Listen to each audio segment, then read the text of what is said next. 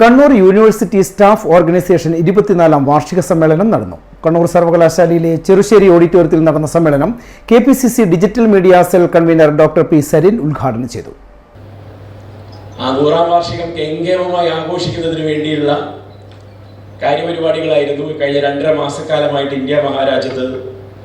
ഒരു political party മാത്രമല്ല, ആ പൊളിറ്റിക്കൽ പാർട്ടി നിയന്ത്രിക്കുന്ന ഭരണഘടനാ സ്ഥാപനങ്ങളെ മുഴുവൻ ഹൈജാക്ക് ചെയ്തും ജുഡീഷ്യറിയെ വരെ വിലക്കെടുത്തും സകല സർക്കാർ സംവിധാനങ്ങളെ ചൊൽപ്പടിക്ക് നിർത്തിയും 2.5 മാസക്കാലം ഇന്ത്യയിൽ അഴിഞ്ഞാടി നടത്തി നോക്കിയത്.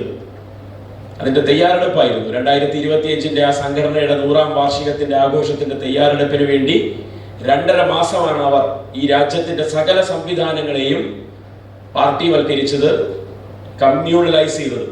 അങ്ങനെ നടത്തി നോക്കിയ തെരഞ്ഞെടുപ്പായിരുന്നു. ആ സംഘടനയുടെ പേര് രാഷ്ട്രീയ സ്വയംസേവക് സംഘം എന്നാണ്.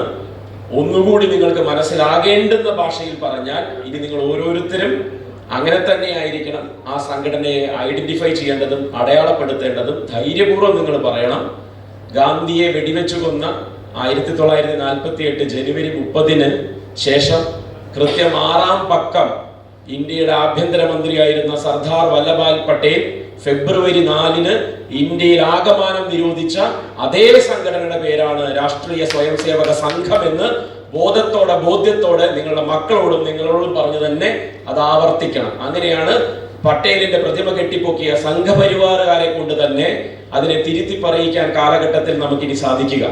Kannur university staff organisation president Siraj KM അധ്യക്ഷത വഹിച്ചു. കോർപ്പറേഷൻ വിദ്യാഭ്യാസ standing committee chairman Suresh Babu Elayavoor, JN ചാലിൽ, doctor Deepak NK, doctor Shino P. Jose, Ratnesh MK, Jisha KP എന്നിവർ സംസാരിച്ചു.